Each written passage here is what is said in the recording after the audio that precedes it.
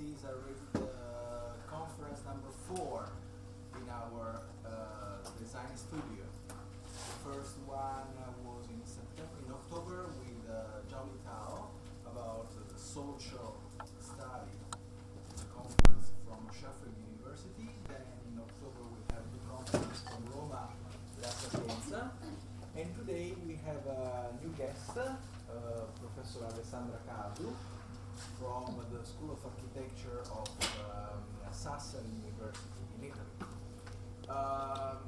This conference, let me remind you, it's a kind of series of conference and concern the urban study, concern the historical village heritage, architecture critics, designer of architecture, several components of the critics and practice of architecture.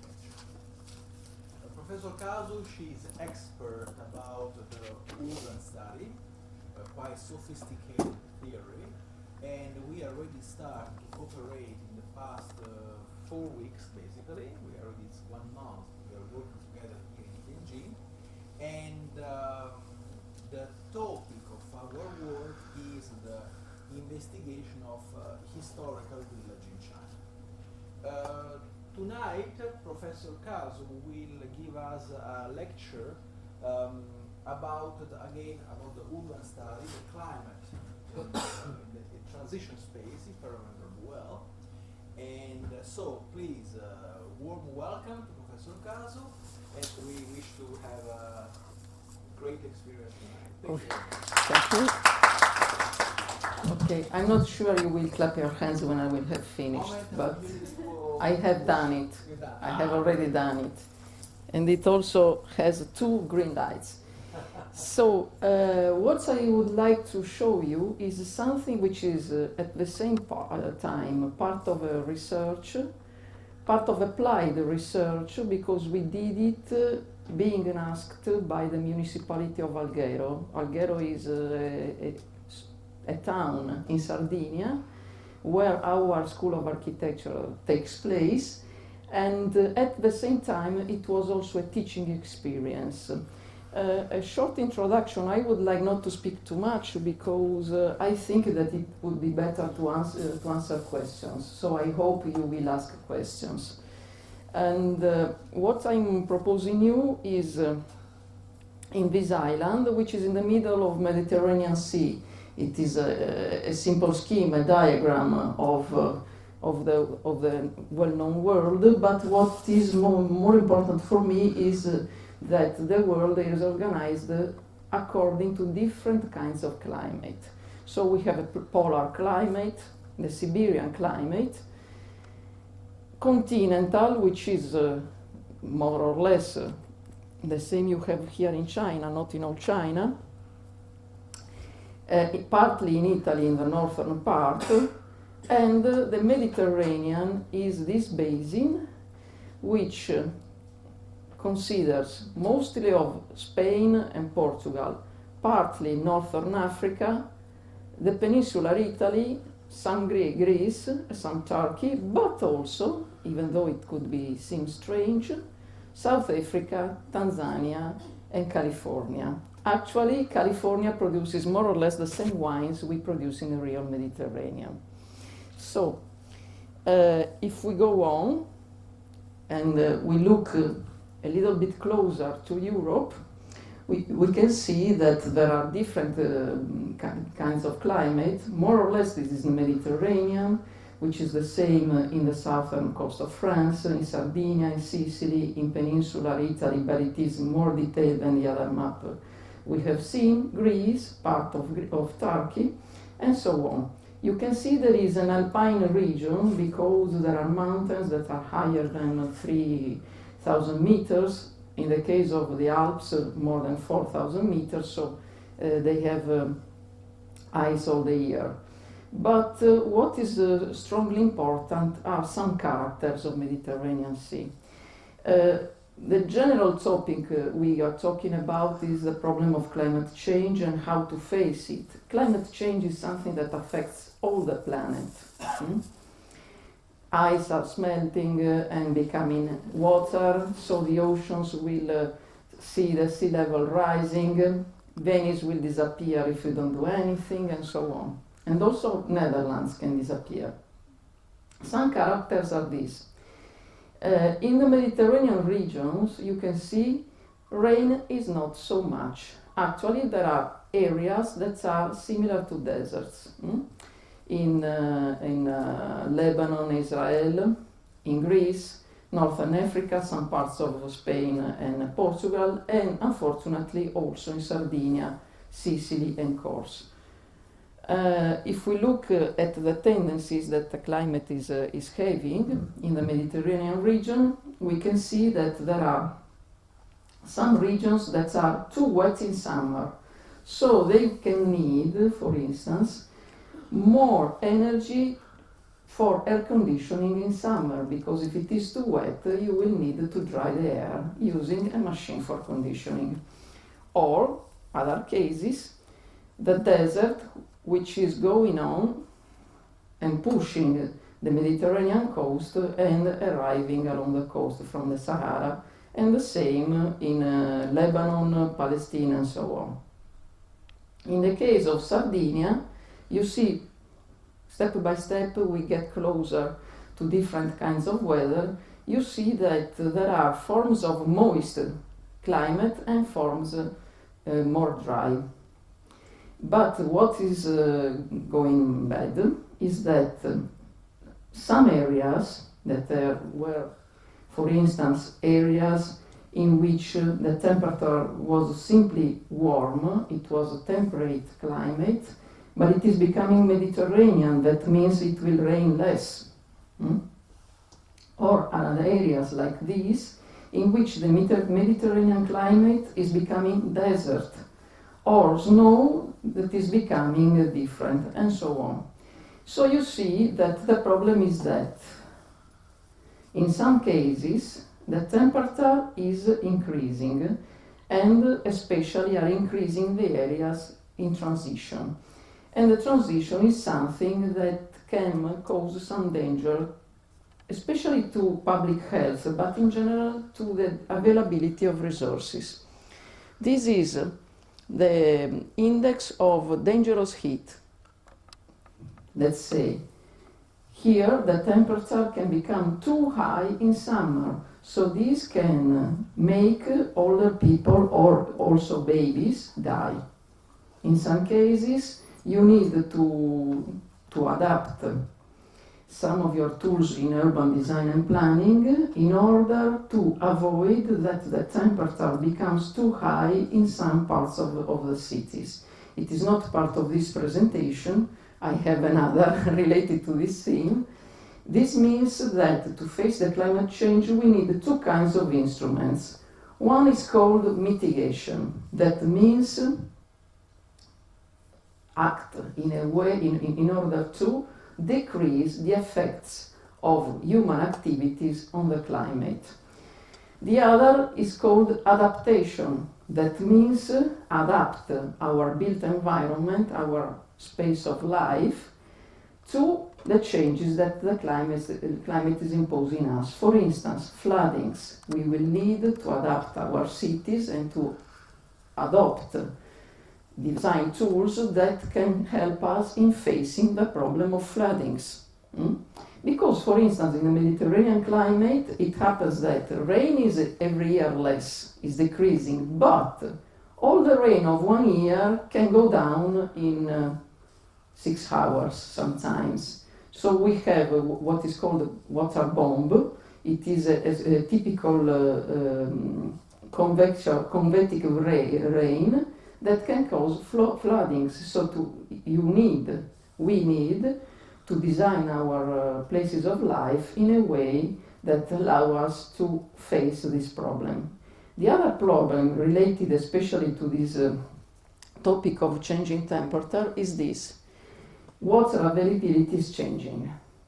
And especially you see in my home island there are areas in which the availability of water is decreasing dramatically in the next years. So there are problems of how to cope with scarce resources. One of the topics related to urban planning and design, temperature, climate change, and public health is this. It is called urban heat island. You can see these diagrams show us the temperature of air and the temperature of the surface. The one which is measured is on the surface, and the one of the air is more or less estimated. You see what happens during the day.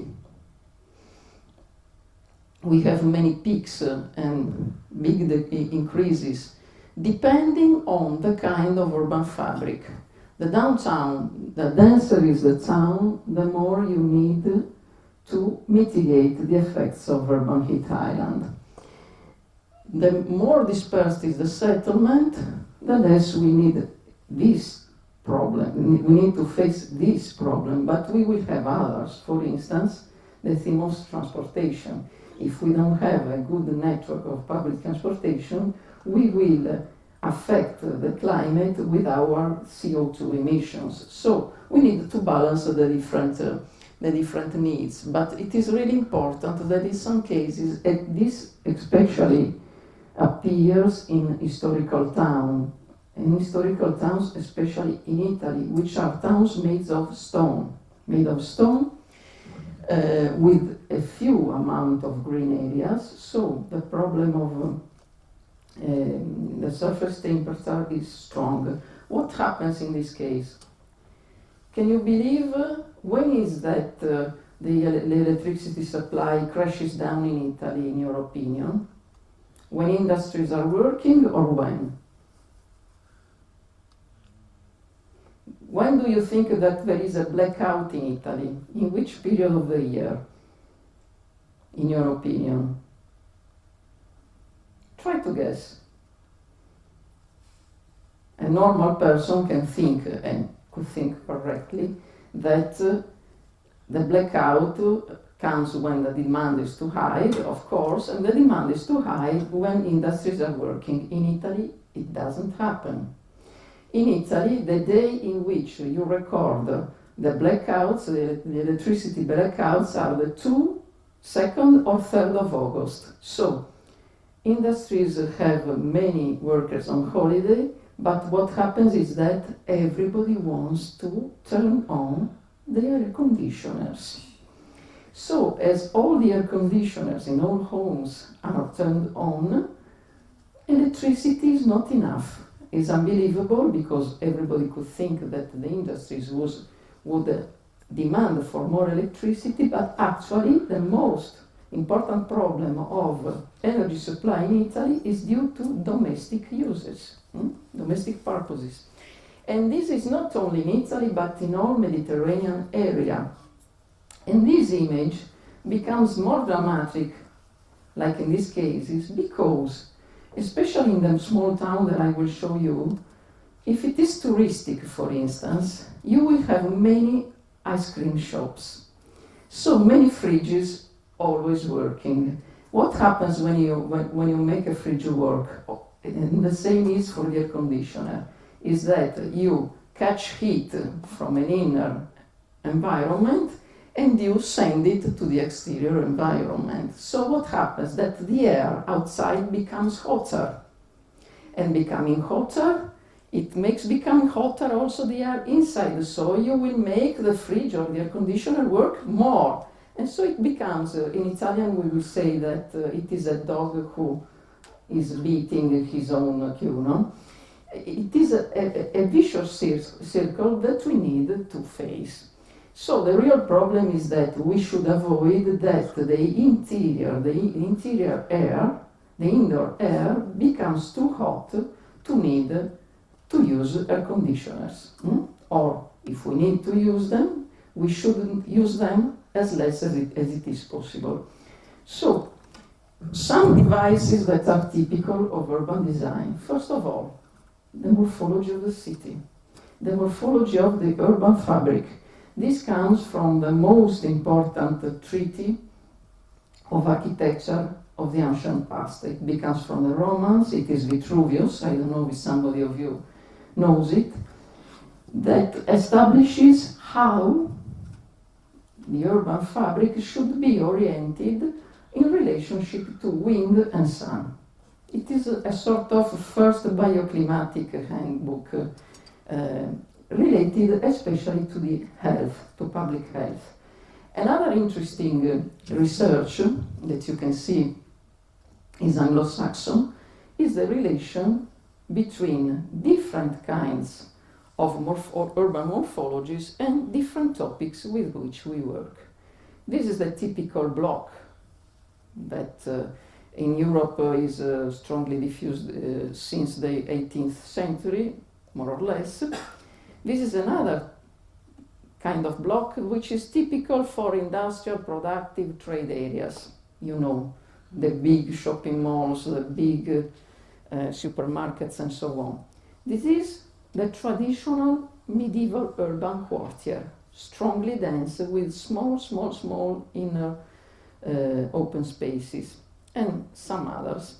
Depending on what's the problem, if you want to catch more sun or if you want to get in shade, you can decide the different kinds of urban fabric. The same is if you want to break the wind speed. If you live in a city like the one in which I live, in which northwestern wind, we call it Mistral, can arrive at 140 kilometers per hour, maybe you need to break the wind speed, at least in winter. And in other cases, if it is too wet and too hot, it is better for you the maximum ventilation you can have in your urban fabric, and so on. So, let's go to the direct and concrete experience. This is written in Italian because it is simply the first slide of the final presentation. We were asked by the municipality of Alghero, I will show you where it is, in Sardinia in any case, to prepare new regulations having an environmental and energy character to be and to work as an annex to the regulatory plans for the ancient towns. Why do I stress this idea of ancient town? Because if we are working to build a new town, we can decide whatever we want. You are building something that never was there before, you can do what you want. But especially in Europe, and even more in Italy, the ancient town is always protected. It's a form of heritage, it's something that is a character of all, almost Italian towns. It is also a source of economic benefits because a medieval small town is something interesting for tourism, so it's something that can generate economies.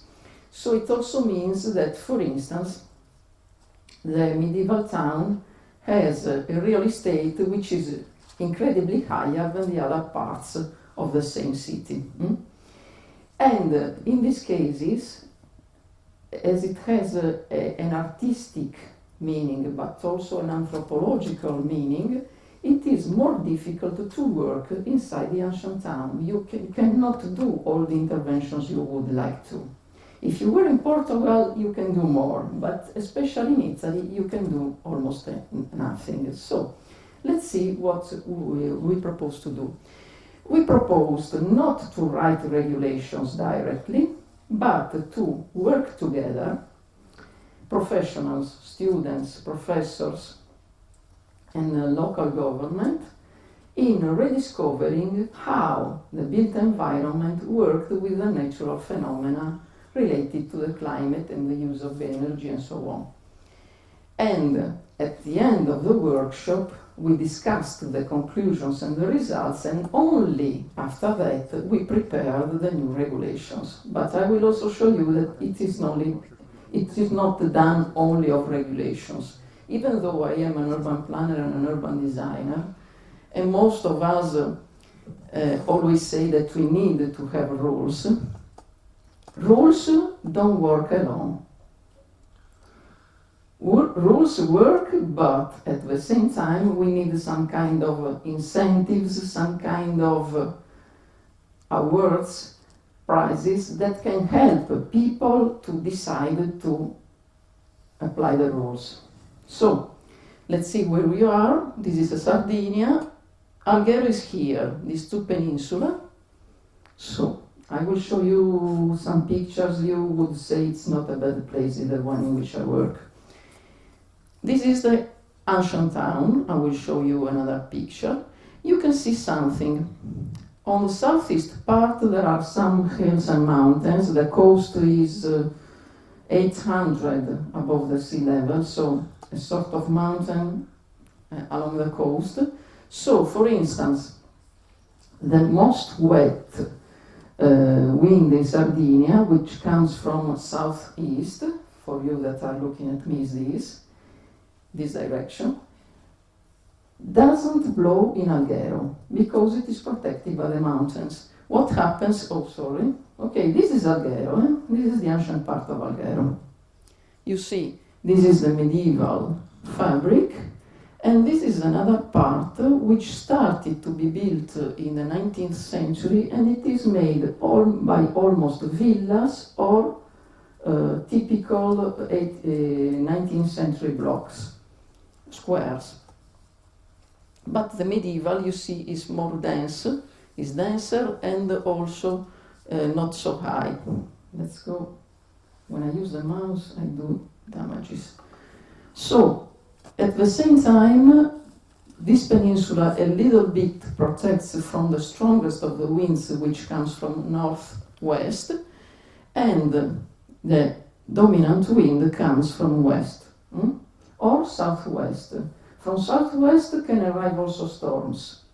So, for instance, there is a project which forecasts the electric production by the waves, because this kind of wind is so strong that can produce waves 20 meters high, and it can produce also energy.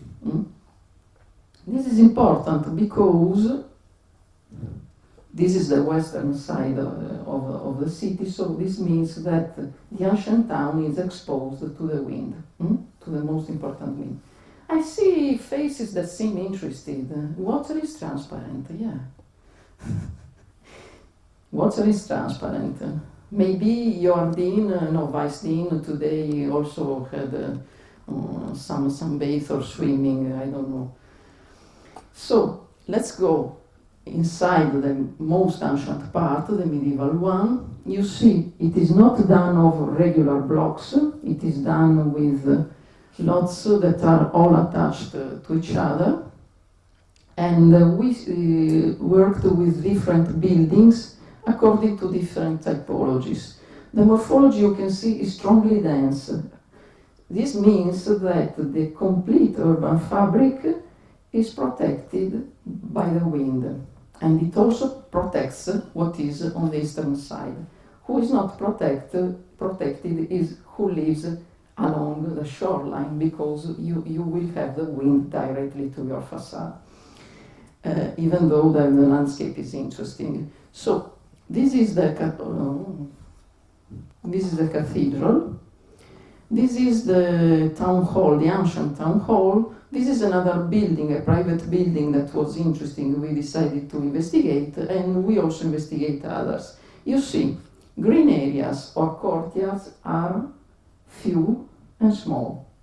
So we have to work in order to avoid energy consumption and also the formation of urban heat islands. I can tell you that there is one fantastic device which is historical that helps you very much with this problem.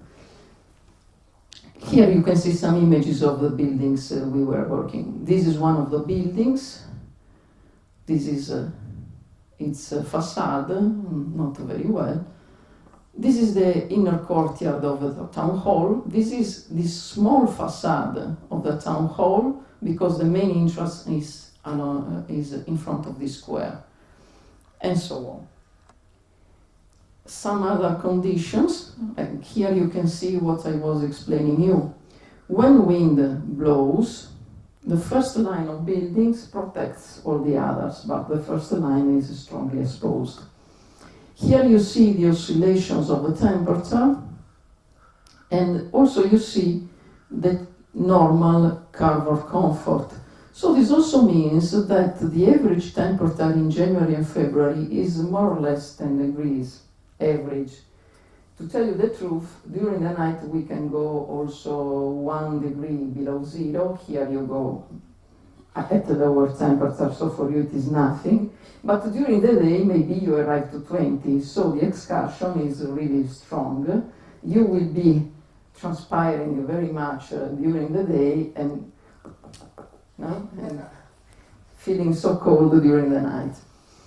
But it is interesting to know it because when we talk about our island, everybody who's not Sardinian is convinced that we don't need any heating, for instance. At night we need, like in the villages of Hanoi, during the day all the blankets were in the sun, but when the sun goes down, you feel wet and cold. The same, more or less. Let's see. We have seen the morphology. The morphology is good for wind protection, is not good the same way for natural lighting and for avoiding the urban heat island. If I look at the typologies, I can find some devices that use natural phenomena to avoid that the indoor temperature rises too much. The first one is this, is the town hall, which is a courtyard. So the courtyard is a sort of buffer, a thermal buffer, so that outside can be cold and this is less cold. So all rooms that are facing the courtyard feel better. At the same time, if there is a high temperature on the external facade, in the inner courtyard the temperature is more comfortable. So it's one device that was traditionally built to work with nature and natural phenomena. The same is for the private building that I show you in the square. They don't have so much space to have a courtyard, so they use the stairwell, because here are the stairs, the stairwell with a fantastic small tower above. I showed you before. Let's see, is this?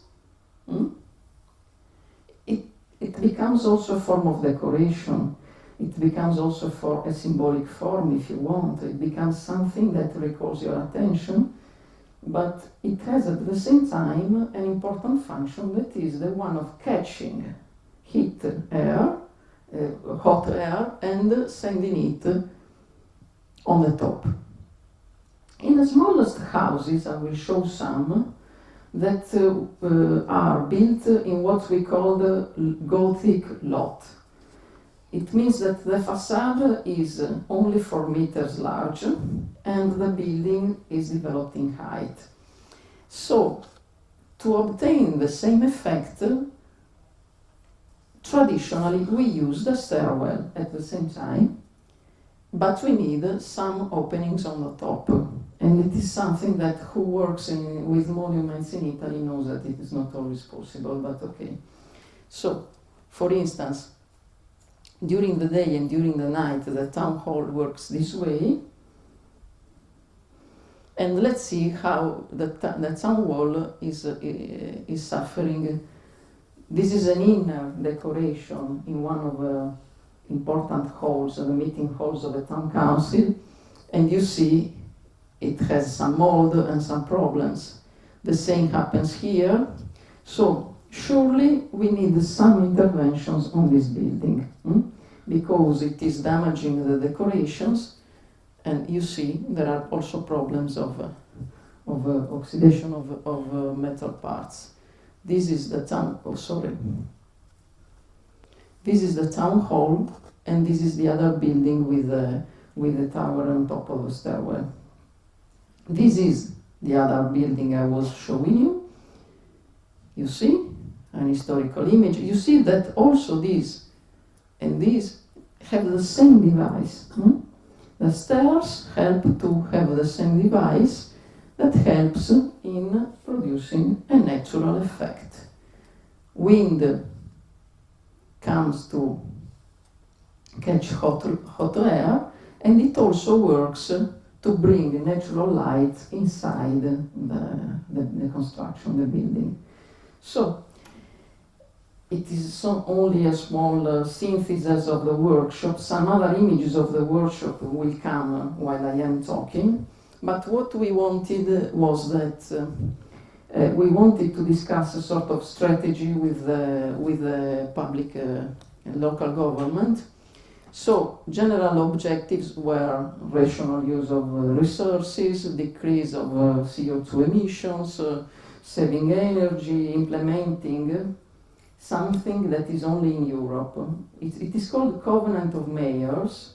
It is a convention that many mayors signed in order to face the climate change. They did two parts. One, the first one, related to mitigation, the effects of the urban and human activity on climate, and the second, which is more recent, was signed in order to adapt the cities and the urban fabrics in general to the climate change. It also has some other consequences, in the sense that the mayors who signed the covenant were also financed to dispose some new plans regarding use of sustainable energy or adaptation plans.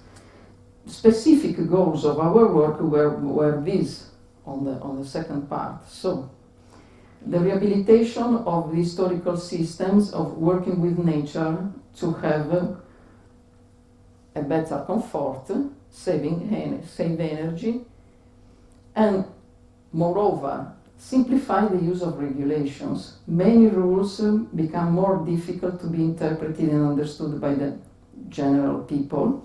So the idea of recovering the passive traditional system was also directed, aiming to avoid too difficult rules. This also helps in other two topics that are strongly interesting for the owners. In Italy, there is the obligation of an energy label for the buildings. Energy label is not mandatory for historical buildings, but having a better energy label, you gain a better price on the real estate market. So this is one idea. The second is that if I am buying your home, your house, I want to have a sort of warranty. I want to be guaranteed in my rights that if I buy a new building, or a building in general, a new house for me, I want that it has good performances because I am spending money and I want to save more. So at the end we decided to ask the public administration to work according to two different kind of actions. One, we call them material actions, concrete interventions, and one non-material. The non-material costs strongly less than the other, but is something that makes the others more effective.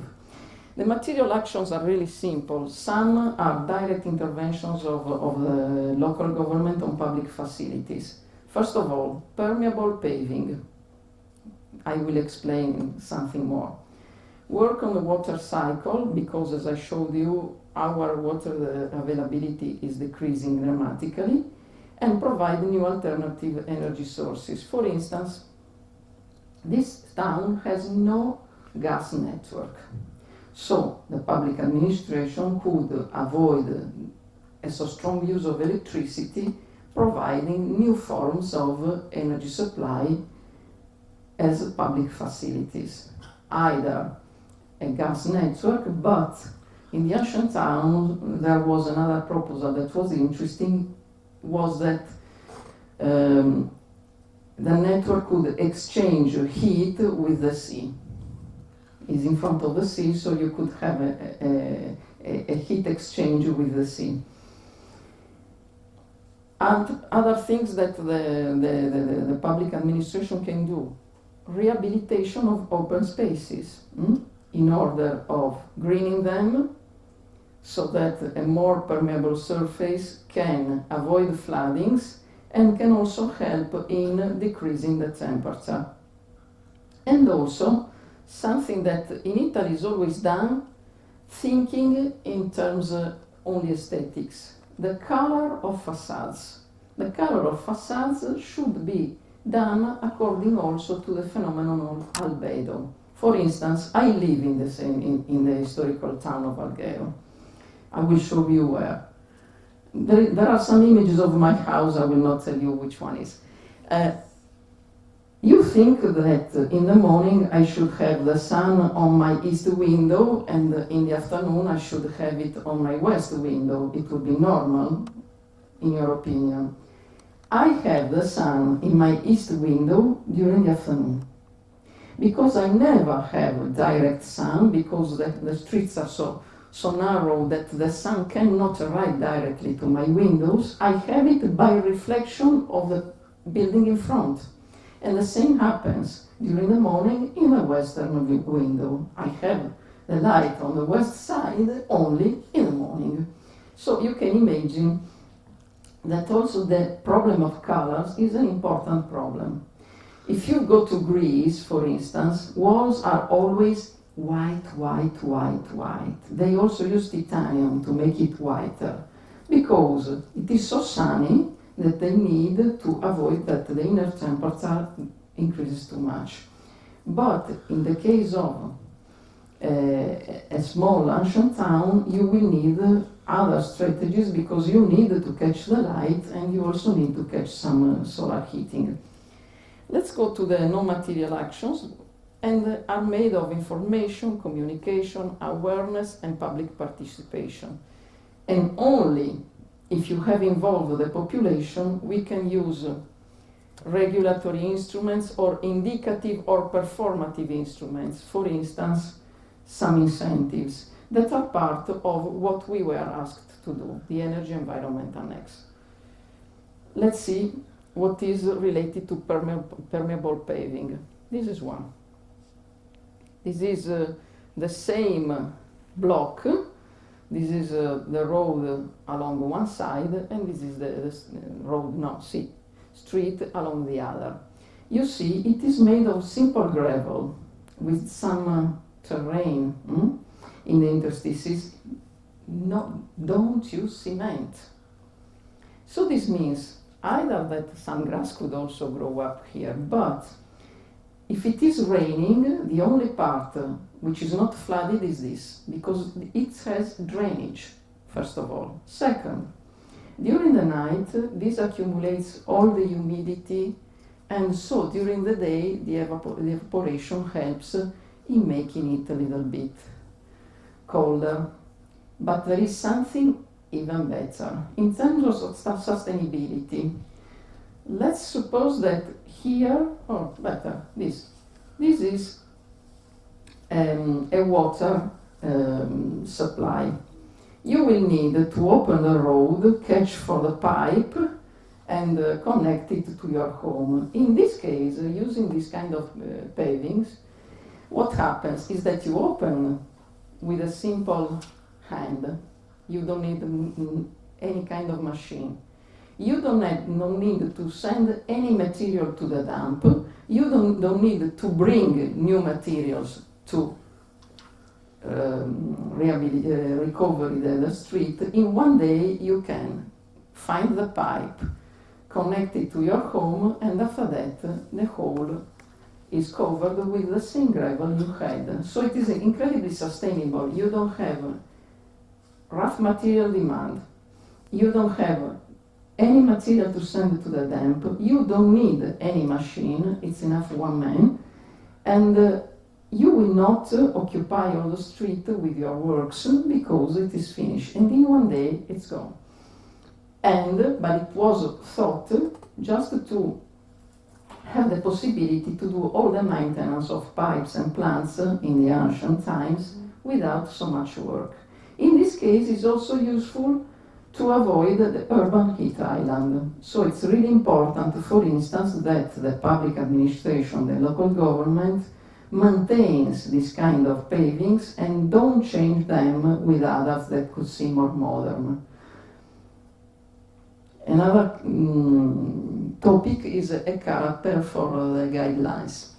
For instance, if guidelines have to provide rules, rules must be understandable, indications must be understandable, incentives must be understandable, so it is necessary to use a language and references that are clear to the normal people, to the common people. They must be acceptable, so they mean you have to involve the population in some forms to help the awareness and the will to do the actions. They must be effective, because if they are not useful for saving resources, it's unuseful that you put them, and they have to be specific. So it means that if I was not in Alghero, but here in Tianjin, I will not propose the same guidelines, depending on local conditions. And measures oriented towards sustainability should be mandatory, but also rewarded. So, an example of clearer language. We use icons to tell you that you are working on the rooftop. A simple icon of this case. Water savings, a simple icon. A new heating on the floor, another icon. Really simple and understandable by everybody. Let's do an example. This is the town hall. If I say this, it means I am working on the rooftop and it can be done. In these cases, I am working on the walls, and there are some kinds of walls that cannot be touched in the same way, because maybe they have some decoration, some symbols, some important meanings that cannot be changed. Maybe we can work in the inner part of the wall and so on. This is the ceiling, the windows, and the basement. So at the end we proposed an instrument that was at the same time partly prescriptive, partly indicative, and partly performative. Prescriptive means rules, but rules have to be a few amount, clear and acceptable. We prefer to use mostly the indicative part, so suggestions to the people of how to do something and what kind of results you could obtain. And the civil servants should provide some incentives. For instance, something really simple, tax reductions, local tax reductions, or licensors for building can be cut if you provide some solutions oriented to sustainability. What was the aim? That if I have an investment in my home, in my house, which has a mortgage of more of 5 years, I could have a sort of payback because I am saving money due to the taxes or to the licensors taxes or so on. Let's see how it is organized according to 3 kinds of project: architectural project, constructive project, or plant project. That means that the plants project is typical by engineers. I would never put myself in designing HVAC, never. I will ask to an engineer specialized in that topic, but what did we put for first? The architectural, because the architectural is related to typology, so it's related to history, it's related to identity and sense of the place. So first of all comes the architectural project. If it doesn't work enough, I will go to the others. So for instance, In the case of the architectural project, for us it was strongly important to recover the historical passive systems, the thermal buffer, the courtyard, the natural lighting, the natural ventilation, and so on. If it is not effective enough, then you could go to something which is more or less a work for engineers, the construction the constructive project, which is related mostly to the performances of the building envelope. So means working on the wall, working on the top, on the roofs, working on the floor slabs, working on windows. Mostly is devoted to materials, to the technology and the detail of architecture, but it is a detail. Only at the end we will ask an engineer to do the plans project. This can seem stupid, but I have to tell you that the energy label in Italy is thought by engineers. And so, if you want to have an energy label in Italy, that's not so important to the building, it's important to the plant. The plant can be good, but you will have energy needs. If you have a good building that needs less energy, you should price it. No, in Italy they price the plants. Let's see how we worked. This is the historical town of Alghero, the one you have seen. This is the medieval part, and this is the 19th century part. This means that in the general master plan of the city, this is called zone A1 because it is the most ancient, and this is called zone A2 because it is old but not ancient, okay? Historical but not ancient. How are they characterized? By the medieval urban block, based on the Gothic lot, facades of 4 meters, and building developed in depth. The other, the A2, has this kind of tissue, you see, the square block, with courtyards. And also, what kind of typologies we have, of type we have, the palace or the medieval urban lot. In this case, we have the 19th century urban lot, which is larger, or the detached villa. So, what does it mean? It means that, depending on the part of the city, the kind of intervention we suggest can change.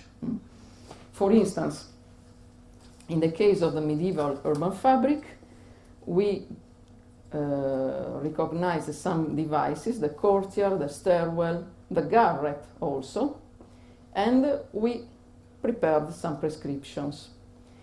For the 19th century fabric, we distinguished between attached buildings, palaces, or detached villas. Because in the case of attached buildings, they only have 2 facades, so you need a cross ventilation and an open backyard. In the case of a palace, we recognized always the same tower that works with the chimney effect along the stairwell, and some prescriptions. The same for the villa. Going on, some elements. For instance, in both zones, what's important is that the roof should be ventilated and insulated or filtering. And this is only the case of horizontal structures.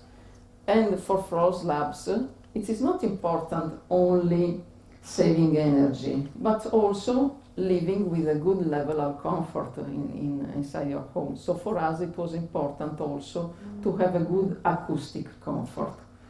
Why do I say that? Because our slabs are made of wood, so when you walk on them, it is something that can be noisy to your neighbors. So at the same time, it can be interesting to put some kind of insulation that can help you in having a better energy performance in your home, but at the same time a good acoustic performance for your neighbors, and so on, okay? So, some ideas that we proposed in the annex. Simple. In historical town, we cannot change the windows. We cannot put aluminium windows, we cannot put PVC windows, we cannot put steel windows. So, simple things that we proposed, and it was hard to obtain it, is a form of natural ventilation in the same frame of the wooden window. In the lowest part, some openings, mobile, that can be closed and opened, and provide some natural ventilation without opening all the windows. So this means that you have air exchange even in windy days in which you cannot open the window. Or other suggestions about how to insulate the roof or the slabs. And the most interesting was this. These are the same street in which I live. So you can see this is one house, 4 meters of large and deep. So what happens that sometimes if you have only one window in facade, somebody puts there the bathroom. It is a window lost.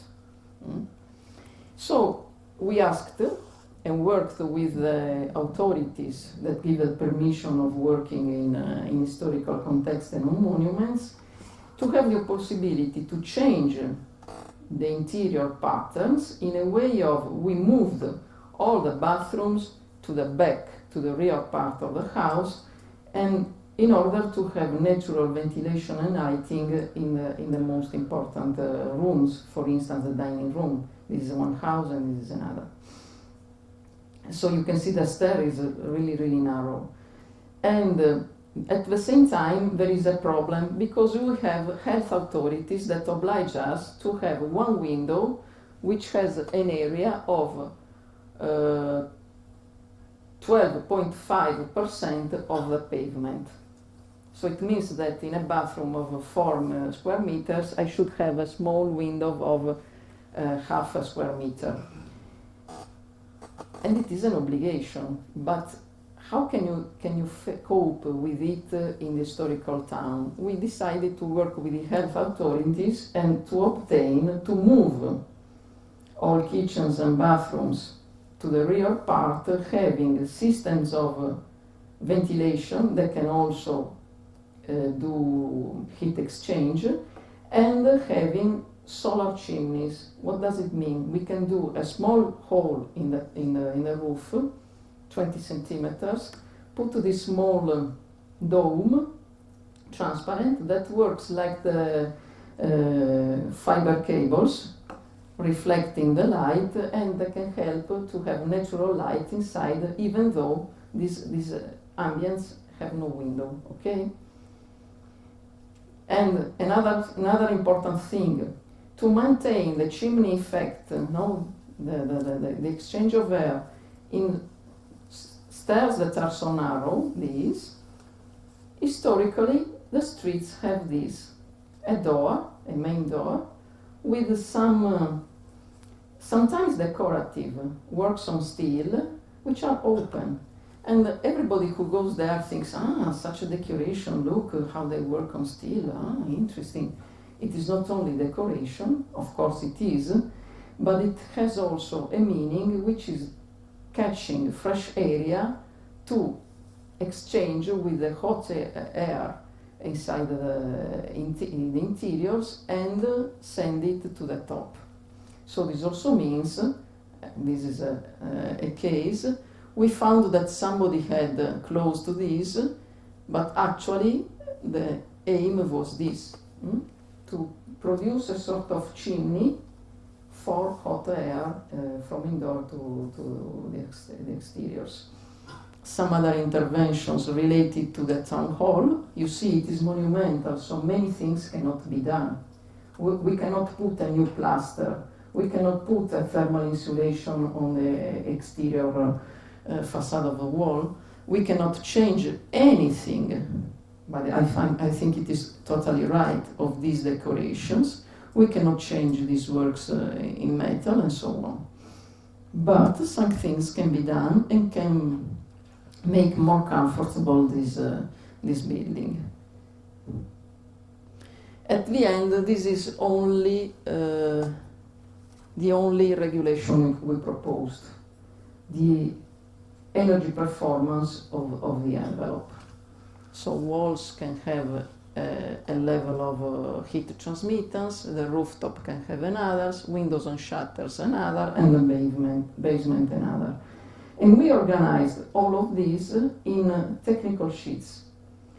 Why did we do it? Because if it is a technical sheet, you can also experiment new solutions and send them to the local government that can improve the data sheets, or can update them depending on the new improvements in technology or in availability of products or in new solutions that technology can provide. So we prepare data sheets for the different topics: basement, walls, windows, roofs, slabs, typology, and so on, because it can be updatable easily. And what we wanted to obtain was this, that the administrative machinery that in Italy is unbelievable. I think we are the capital town of bureaucracy, can have with the citizen a better relations, and overall, what's most important, the speeding up of procedures. Here in China, procedures are really quicker than in Italy, so for us, speeding up them is really important. Another thing that for us was strongly important is that when we work in historical contexts, we always have to face with the authorities related to monuments protection or heritage protection. So you need more than authorization. But having these instruments, we decided to share the instruments with the authorities, so if you accomplish completely to the instruments, you don't need another new approbation. And the same for the health authorities. I have also to tell you that we had also designed a small tool for having a sort of self-certification of energy label, so that from the side of the citizen could be rewarded, for example, controlling, checking how much he had saved in energy. And at the same time, also the local government could have a monitoring of incentives. So if the incentive is effective, I will renew it. If it is not effective, I will not renew, and you will pay for local taxes. I also have to say that it was approved, it was online, but now it is not any longer. Every time we change a mayor, everything changes. So I have showed you a simple experience which is made with professionals, with local governors, and with students, which is made partly of historical research, partly of public participation, communication, and information, partly of teaching. And I have all the sheets. Of course, I don't want to show you everything. I simply want to tell you that in this case, we tried to re-establish a relation between nature and the built environment. Also because what happens in this context is that as this is a touristic town, what happens is that the ancient town is abandoned by the residents, because those kind of buildings are not comfortable and nobody could change anything there, neither the top or so on. Having a new instrument that allows you to do something, simply giving you some indications and rules, maybe we hope that a more comfortable house can host residents and not only guests that are passing by. Just this. I'm perfectly in time, but of course I am here to answer your questions if there are. Thank you very much for your attention. Thank you very much. I have a very few considerations. The new auditorium of this city. Strongly complex, because Adorni, this professor, is over 2 meters tall, for 150 kilograms of weight. It was a monument. And he said that this new auditorium is not good. because the acoustic is very bad. So I asked, but it has any project of acoustic? So certainly, they call a kind of engineer of sound of German, and in fact is a shit. Okay, this is the words. Why? And this is the topic of my intervention, because data, numbers are not everything. In terms of this professor, the acoustics is not numbers. The acoustic is something much more philosophical and much more sophisticated than simple parameters. Okay. And also sentimental. And that's sentimental. So sometimes, for example, the sound have to be dirty, what it is called technically dirty, because it has more color, more colorful, is more acceptable for the people who has education of the sound. Okay. For example, in the opera, the best singer is not the one who has a perfect voice, but is, for example, Maria Callas, who was a very famous singer, where the voice was not perfect at all, but extremely colored. Okay. Now, why I tell you this story? Because tonight we have seen a presentation, maybe for someone who is a technical, those experts, could sound disappointing, because it has a few data, a few numbers, a few diagrams, a few... There were also data and numbers, but they are not everything. So exactly, this is my point. So exactly because I am here to be a bridge in between the Chinese culture and the European culture, I would like to let you notice the fact that sometimes an excess of data sometimes are useless, or better, they are useful but have to be interpreted. Now, all those kind of recommendations for the Italian government, if it is posed in terms of immense quantity of data, which is a German way, for example, I don't want to mention China because so we have no conflict. For example, German, they are extremely sophisticated in numbers. They like things extremely precise. But that kind of numbers doesn't mean good quality of the project. This one you must understand, because sometimes, if you notice, the presentation of tonight is much more multidisciplinary concept. It has culture, typology. Maybe you don't notice, but when Professor Casu explained the system of ventilation of the ancient house, inside that it showed the deep ancient culture of that island, because that island is not basically Italy. No, it's Mediterranean. That island has its own culture, very few to share with the Italian continent. Okay.